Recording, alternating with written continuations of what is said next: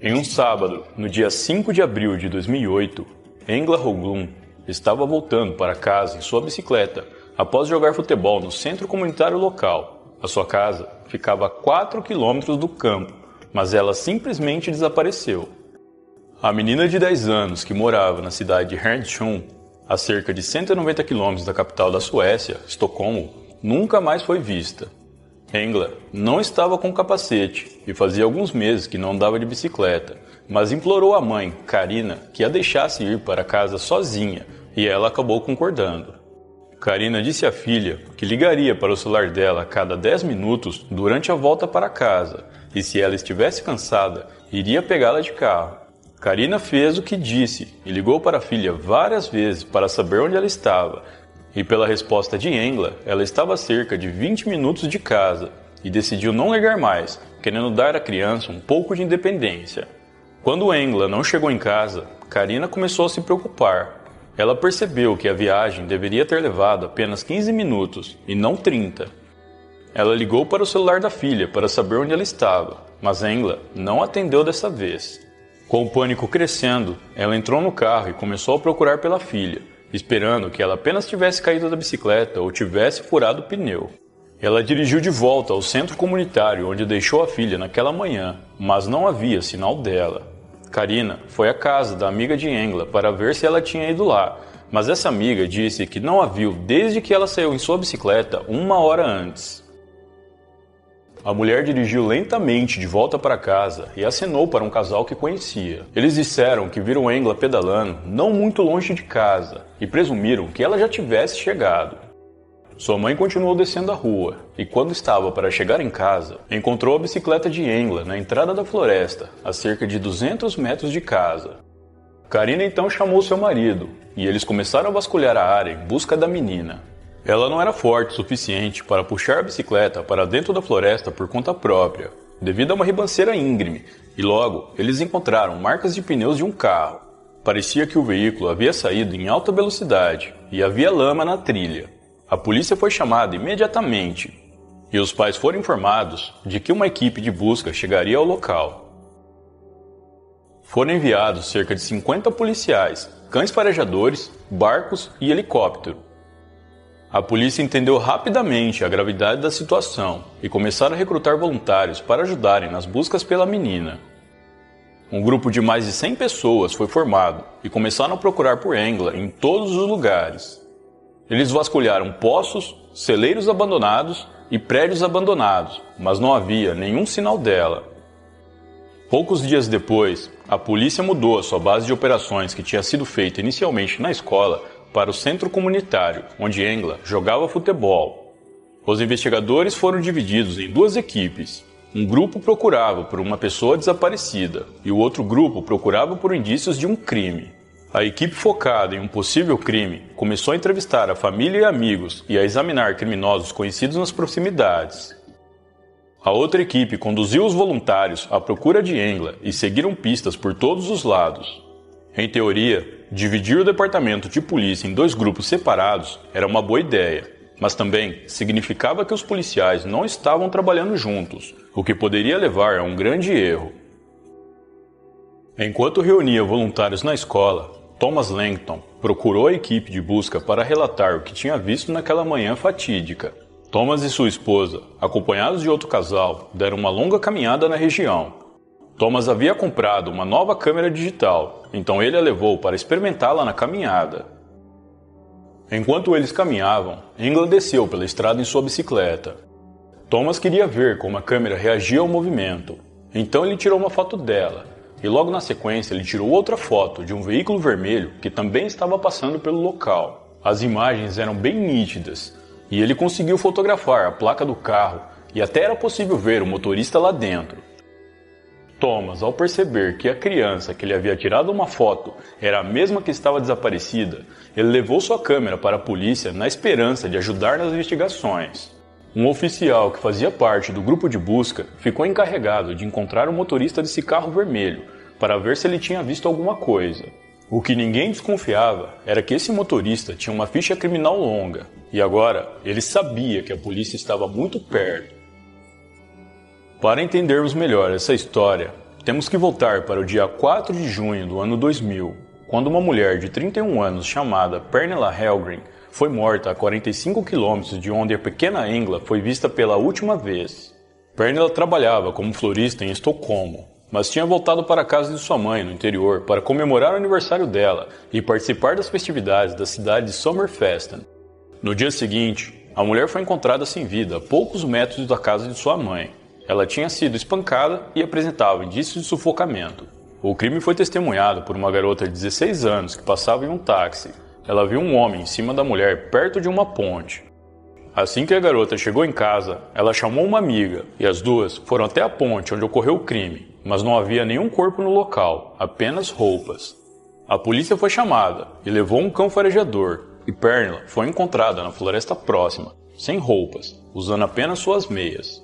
A garota disse à polícia que não conseguiu ver o rosto do homem. No entanto, ela foi capaz de dizer que ele era calvo, barrigudo e tinha uma papada no queixo, e vestia uma jaqueta jeans com um adesivo nas costas. Ela disse ainda que ele parecia um motorista de caminhão e era muito alto.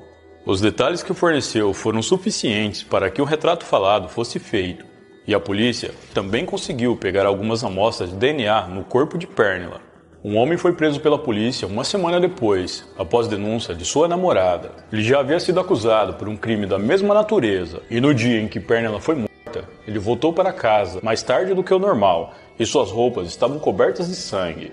Suas roupas também estavam rasgadas e abarrotadas. O homem negou ter qualquer envolvimento no crime, e a única testemunha do caso não tinha certeza se foi ele quem ela viu. Ele ficou sob custódia por 3 meses, até que os resultados de DNA deram negativo e ele foi solto. Uma lista de mais de 1.200 suspeitos foi montada pela polícia. Os que já estavam presos ou já tinham falecido foram removidos dessa lista, restando apenas 50 nomes. Poucos meses depois, a equipe especializada em homicídios que comandava o caso saiu, e a polícia local foi deixada para continuar a investigação por conta própria. Por falta de experiência ou erro no processo, a lista de suspeitos nunca chegou a ser investigada, e o caso esfriou. Em 2006, um caminhoneiro de origem alemã foi preso na Espanha, depois que uma mulher o acusou de atacá-la e forçar relações com ela. O seu nome era Volker Eckert, de 47 anos. Ele admitiu que tirou a vida de 5 mulheres durante sua longa viagem pela Europa, mas disse que o número poderia passar de 50. Volker disse à polícia que se tornou motorista de caminhão para que pudesse continuar a atacar as garotas de programa sem ser detectado, já que ele cometia o crime e saía da cidade na sequência. Porém, ele não estava na Suécia na época do crime contra Pernilla, então foi rapidamente descartado. No entanto, ele foi preso pela morte de 6 pessoas e antes do julgamento, Volker foi encontrado sem vida em sua cela. A caça ao responsável pelo crime contra Pernilla continuou e a polícia recebeu uma denúncia com o nome de um suspeito, que seria um homem chamado Anders, mas ele nunca foi investigado. Um ano depois, outra denúncia foi feita por telefonema, com o nome do mesmo homem, mas foi ignorada. O que a polícia não sabia era que ambas as denúncias estavam certas, mas infelizmente o caso de Pernilla foi arquivado. Voltando ao caso da pequena Engla, a polícia desconfiou do dono do carro vermelho e outros policiais perceberam a semelhança entre ele e o retrato falado do criminoso que tirou a vida de Pernilla anos antes.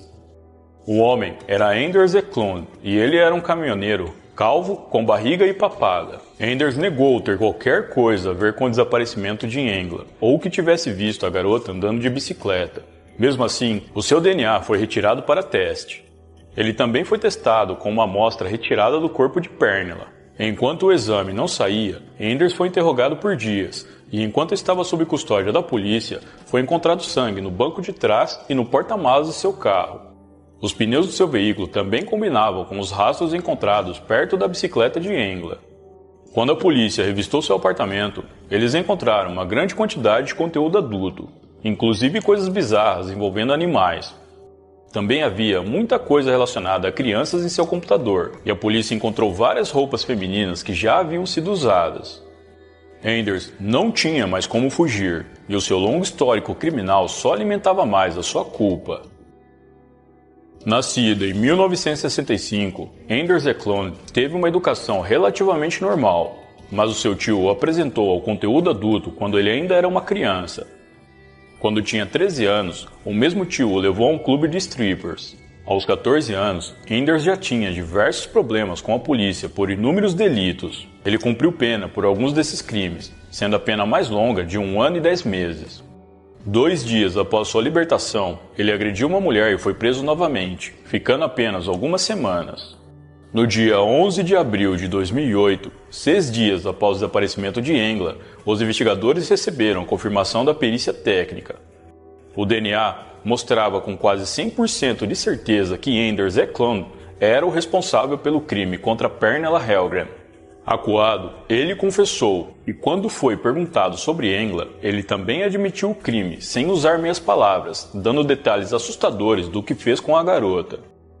Ender disse aos investigadores que tirou a vida dela na floresta, perto de onde a sua bicicleta foi encontrada, e concordou em levá-los para o local onde havia escondido seu corpo. Quando os investigadores chegaram, Engla estava irreconhecível. Anders fez as coisas mais absurdas que vocês possam imaginar. Para vocês terem uma noção, ela só pôde ser identificada pelos registros dentários. O funeral da pequena Engla gerou uma comoção nacional e chegou a ser transmitido pela televisão sueca, onde a sua irmã e amiga cantaram sua música preferida, My Heart Will Go On, a música do filme Titanic. Anders Eklund foi acusado pelos 2 crimes, com diversos agravantes, e no dia 6 de outubro de 2008, ele foi considerado culpado e condenado à prisão perpétua pelos crimes contra Pernilla Hellgren e Engla Höglund. Hoje, ele se encontra no Centro Correcional da Suécia, onde vive separado dos demais prisioneiros devido às inúmeras ameaças que ele recebe. Anders também é suspeito de ser responsável de vários outros crimes na Suécia, Dinamarca e Noruega. O número de vítimas pode passar de 20 e a polícia continua investigando.